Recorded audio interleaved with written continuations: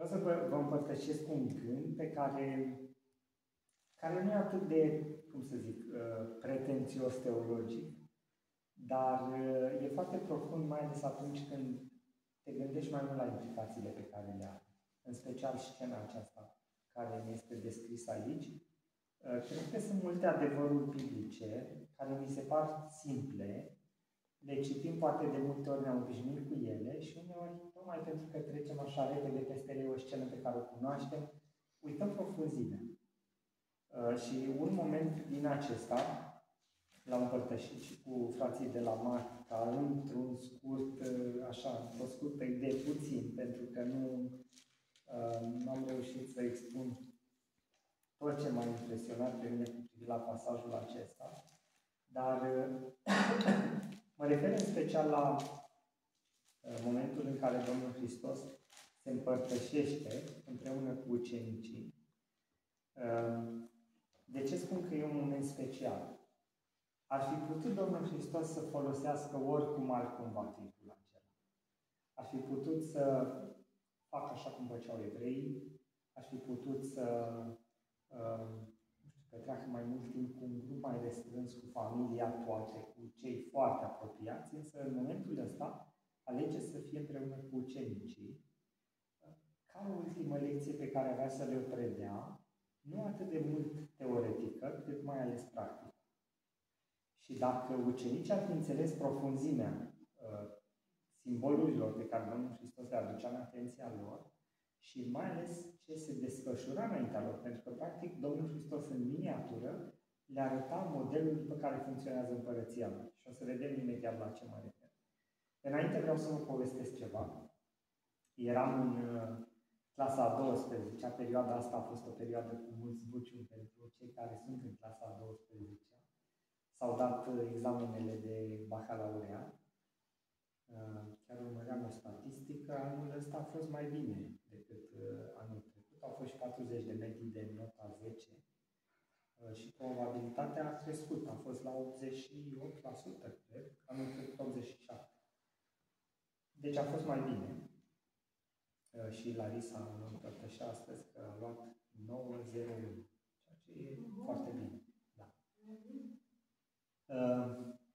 Însă îmi amintesc din perioada aceea că așa era obiceiul la liceul nostru din Craiova, liceul adventist.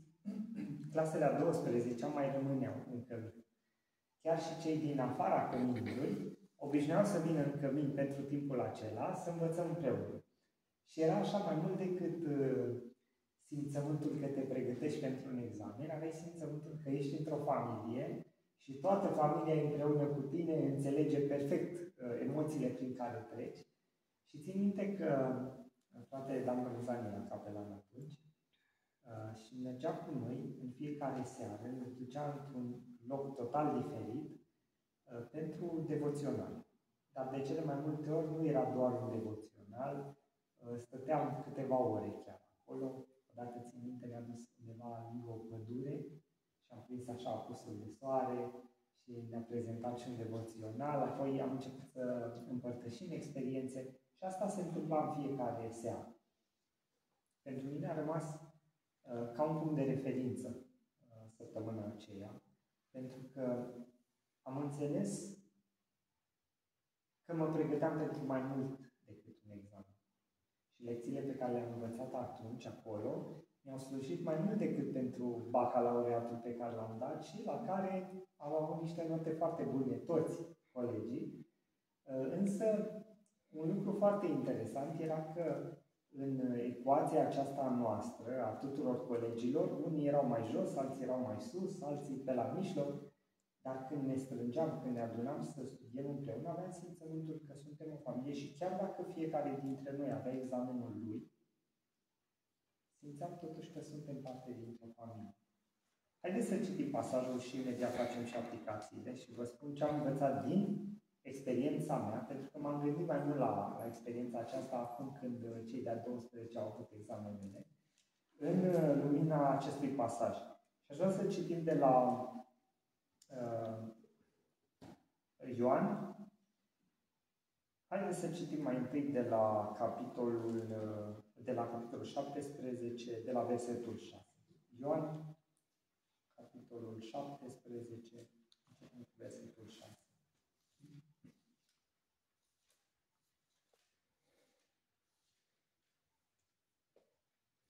Bun. O să citesc eu câteva versete și apoi mergem și în capitolul 13. Am făcut cunoscut numele Tău oamenilor pe care mi-ai dat din lume. Ai tăi erau și Tu mi-ai dat și ei au păzit cuvântul Tău. Acum au cunoscut că tot ce mi-ai dat Tu vine de la Tine, căci le-am dat cuvintele pe care mi le-ai dat Tu. Ei le-au primit și au cunoscut cu adevărat că de la Tine am ieșit și au crezut că Tu m-ai trimis. Pentru ei mă rog. Nu mă rog pentru lume, ci pentru aceea pe care mi-ai dat Tu, pentru că sunt ai Tăi. Tot ce este al meu este al Tău și ce este al Tău este și al meu și eu sunt proslăvit în ei. Eu nu mai sunt în lume, dar ei sunt în lume și eu vin la Tine, Sfinte Tată, păzește-i numele Tău pe aceea pe care mi-ai dat, pentru ca ei să fie una cum și noi suntem una. E interesant că accentul, întotdeauna dacă urmărim în toată istoria de pe pământ a Domnului Hristos, o să vedem că accentul foarte puternic pică pe relații, întotdeauna. Domnul Hristos, mai mult decât uneori părea că sacrifică mesajul și transmiterea lui la scară largă pentru o relație. Și așa, în viziunea lumii, părea cumva că irosește timpul, că irosește ocaziile. Ți se oferă o scenă, poți să ai de-a face cu rabinii, cu oamenii cei mai înalți din societate, mai ales că te invită în casele lor. Și totuși îl găseai pe Domnul Hristos stând poate de o vorbă cu o văduvă, stând de vorbă cu un vameș, cu niște păcătoși care în mod normal erau trecuți cu vederea sau marginalizați. Și reușește Domnul Hristos în interacțiunile Lui de fiecare dată să-i pună în valoare pe oamenii aceștia. Să le creeze simțământul că deși în ochii oamenilor sunt nimic, totuși atunci când Dumnezeu se apropie de ei, dintr-o dată văd că totuși e ceva și la mine. Ceva ce a reușit să pună El acolo. Și acum citim în Ioan capitolul 13. Din nou, imagine frumoasă și aici.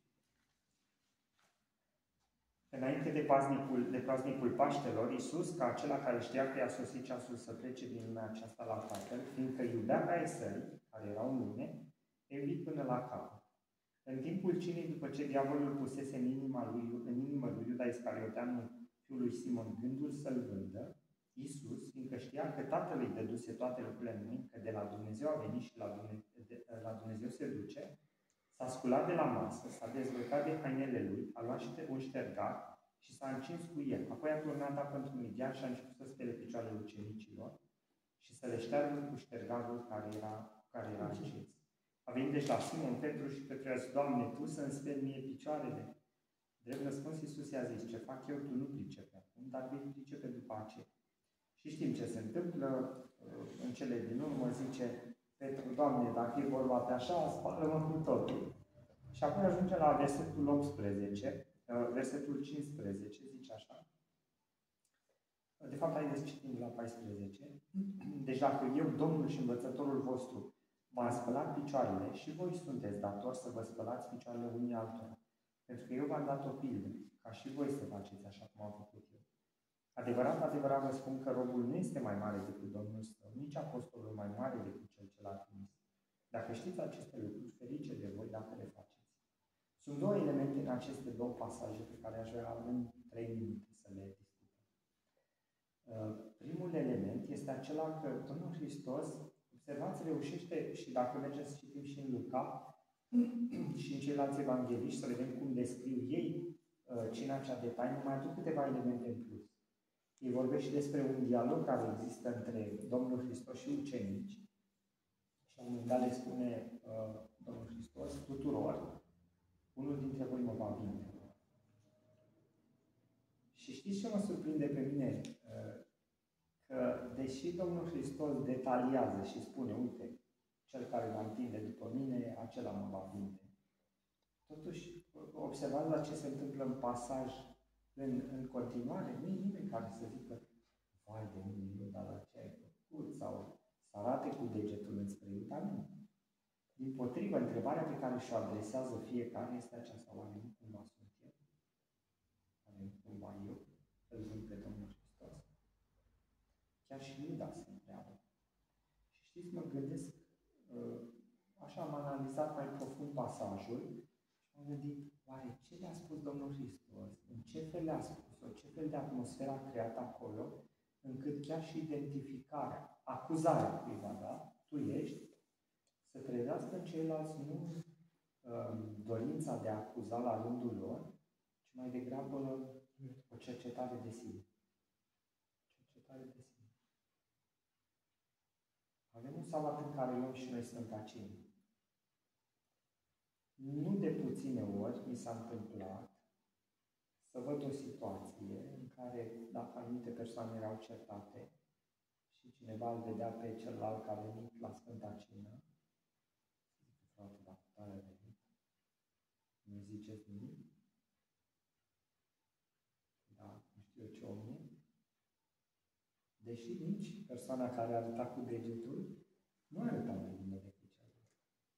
Și mă întreb așa în lumina pasajului acestuia, oare ce lecție învățăm noi din Sfânta Cină? Aici spuneam, în ceea ce Domnul Hristos desfășura înaintea lor în momentele acelea era o lecție profundă, climaxul, punctul culminant. A lăsat la o parte pe toți ceilalți, a luat pe ucenici și a zis, e ultima lecție pe care pot să o predau, cea mai importantă, dacă vrei. Și acum, în câteva lucruri pe care le face și în foarte puține cuvinte, le vorbește despre cele mai importante lucruri. Și unul este acesta, că în fața jertfei, în fața sacrificiului, degetul care arată spre alții ar trebui să cadă jos. Și ar trebui să se pună în mișcare rotițele care se gândesc sau care pornesc cercetarea de sine. Doamne, oare nu eu? Pentru că în momentul în care cineva conștientizează jertfa, ce înseamnă ea, și care este raportul meu cu jertfa, își dă seama că nu merită, că toți suntem egali. Și de asta, în rândul ucenicilor, chiar și identificarea vinovatului a dus în rândul celorlalți, nu cu a spune, sunt și eu, am și eu pe ale mele, suntem fiii tunetului, dar totuși nu suntem ca cutare. Deci fiecare se cerceta pe sine. Pentru că Domnul Hristos a reușit să creeze o astfel de atmosferă încât oamenii au înțeles că în fața jertfei, ceea ce ar trebui să simțim cu toții este cercetarea de sine. Și în fața ei suntem egali. Nu arăt cu degetul spre celălalt, ci mă întreb, Doamne, oare nu eu? Nu cumva eu sunt de vină? Și al doilea element, mă întorc la ce vă povesteam cu colegii. Spuneam că aveam și colegi care învățau foarte bine, chiar aveam pe cineva, cred că era geniu. Deci băiatul ăsta știa foarte bine de toate. Și aveam și alți colegi care nu învățau atât de bine. În mod normal, cei care învățau deja foarte bine se puteau grupa între ei și să își ordoneze și mai bine materia. Nu, asta se întâmplă în mod normal în lume, în societate. Însă, în grupul nostru, și cred că asta a fost și datorită timpului special pe care, atmosferei speciale pe care o crease timpul acela de rugăciune, din fiecare seară, devoționalul acela, care ne făcea să fim ca o familie. Și acum, interesant, ce se întâmplă în paradigma cerului, și asta le demonstrează Domnul Hristos aici, am simțit și eu pe pielea mea. Și anume, cei care știau mai mult, erau cei care ofereau cel mai mult. Pentru că trebuiau să lase deoparte pregătirea lor, timpul lor, și se duceau la cel slab și ziceau, bun, hai să învățăm și pe tine, hai să vedem, hai să-ți pui ordinea asta, hai și asta. Nu, dar asta n-am înțeles, că asta e legată de o materie din clasa 9, asta e dintre 10, asta e dintre 11. Și trebuia să iei tot șirul acesta cu ei, să-l fac să înțeleagă și contextul. Că dacă învăța doar lecția aia și nu eu spuneai ca pe o poveste, ca pe o istorie, nu se lega în mintea mea. Trebuia să o legi de ceva. Și mă gândeam, când am studiat din nou pasajul acesta, că cel care avea cel mai mult de oferit devine cel care avea cel mai mult, știa cele mai multe, cunoștea cele mai multe, era învățătorul, le zice. Voi mă numiți învățătorul. Și bine ziceți, zice Domnul Hristos. Dar eu care sunt învățătorul vostru, în paradigma cerului, în modul în care funcționează împărăția asta, că de fapt Domnul Hristos le vorbea despre împărăția cerurilor. În modul în care funcționează împărăția cerurilor este că cine are mai mult, trebuie să ofere mai mult. Și Domnul Hristos culminează spălarea aceasta a picioarelor, pentru că mai întâi se umilește, lasă totul, zice, eu care în mod normal ar trebui să fiu spălat de voi, le spune ucenicilor lucrul ăsta, eu vă spăl picioarele voi. Și culminează momentul acesta, îi duce așa treptat, etapizat, la punctul culminant, unde el, cel care avea cel mai mult de oferit, oferă efectiv totul. Și cum zice în ce am citit înainte, capitolul 17, i-a iubit până la capăt. Până la capăt. Știți, când venea vorba de examen, poate că fiecare, și îmi amintesc că atunci când a venit profesorul în clasă și ne-a mânat foile de examen, aveam emoții. Fiecare era cu examenul lui în față. Dar ne uitam așa unii la alții și din priviri ne înțelegeam. Știam, noi suntem împreună. Suntem împreună pe drumul ăsta. Chiar dacă fiecare are examenul lui, dar nu suntem singuri, ci suntem parte dintr-un întreg. Și când te uitai la colegul tău, mă uitam la Eusebiu și îmi aminteam când am mâncat împreună un sandwich, când am ieșit împreună în oraș, când ne rugam împreună. Toate momentele astea. Și uneori îmi amintesc că noi aveam o metodă de a învăța în clasă, în grupul nostru. Puneam anumite semne sau desenam ceva și ziceam, uite, desenul ăsta, asta înseamnă. Și când ne uitam, doar ne uitam unii la alții, nu ne făceam semne între noi ca să copiem unii de la alții. Dar doar te uitai și ți aminteai. Ți aminteai lecția. Și fiecare avea examenul lui, dar cu toate astea dădeam examenul ca o familie. Așa e și drumul ăsta. Și Ellen White are o viziune cu privire la cei care mergeau spre împărăția cerurilor. Zice că drumul se îngusta tot mai mult, tot mai mult, tot mai mult, până când au trebuit să lase bagaj, au trebuit să lase toate lucrurile care până acolo le făceau călătoria mai ușoară, le-au lăsat. Până când au ajuns să meargă doar câte unul pe cărare. Dar chiar dacă erau câte unul pe cărare, nu erau singuri. Ei știau că sunt parte dintr-un întreg. Și în final atât de mult se încrustează drumul încât nu mai aveau deloc drum în față și pur și simplu au trebuit să sară în abyss, prin credință. Și țin minte că a venit și momentul în care s-au afișat rezultatele. Eu am venit mai târziu, am ajuns mai târziu și eram cu mașina, încercam să găsesc un loc de parcare, era foarte aglomerat și eram, cred că, la a doua sau a treia tură în jurul liceului.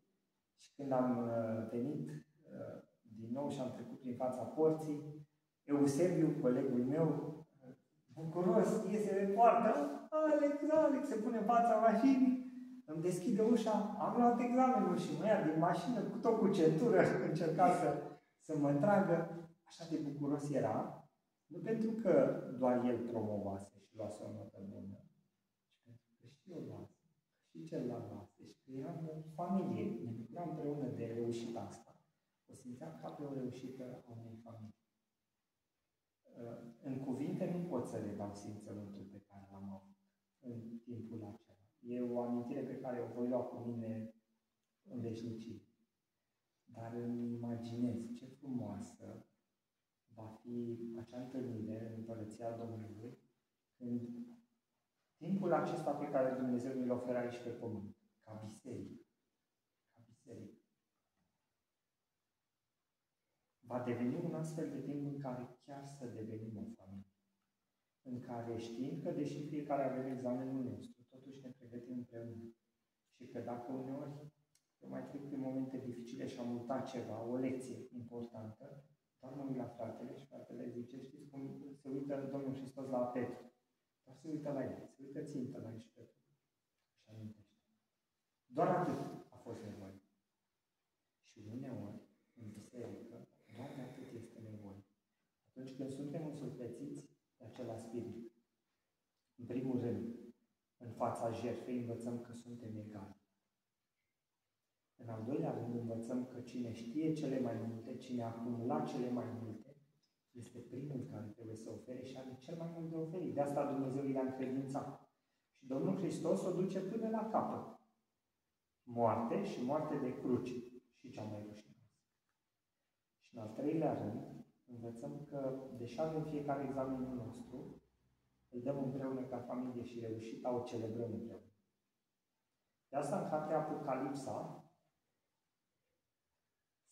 se dau la o parte toate artificiile. Nu se mai pune accent pe străzi de aur, pe porți de smarald, de pietre prețioase, pe pomi, nici măcar pe pomul vieții. Și accentul în capitolul 21 cade pe cortul lui Dumnezeu, adică o construcție simplă, nici măcar construcția nu mai contează. Pe Dumnezeu și oameni, relații. M-am bucurat când am știut că și colegii mei au luat examenele și în ziua aceea, de fapt în seara aceea după examen, a urmat cea mai frumoasă masă, simplă. Am avut salată de roșii, mi-am și acum. Dar cea mai frumoasă a fost masa pe care am luat-o împreună și cred că asta va fi masa pe care vor avea și cei mântuiți, în care se uită, zic, măi, gata, am trecut, am fost împreună. Alex, mai ții minte când treceam prin momentul ăla greu? Și doar te uita la mine, dacă nu erai acolo, nu știu dacă eram aici. Și cum va fi dacă în biserică, cum ar fi dacă în biserică, astfel de relații am avea și noi, cel care știe mai multe, să fie acolo lângă cel mai slab, să-l ajute să ridice și pe el. Și la final, când va trece examenul, să putem să ne uităm unii la alții, să zicem, mulțumesc că ai fost acolo. Mulțumesc că m-ai ajutat. Domnul să ne ajute și să facă ca într-adevăr examenul acesta, să-l trecem ca o familie, să învățăm lecțiile pe care doar jertfa poate să ni le predea. Și să nu pierdem niciodată profunzimea care se află în actele simple, pe care le-a făcut Domnul Hristos, dar care au atâta profunzime. Amin. Amin.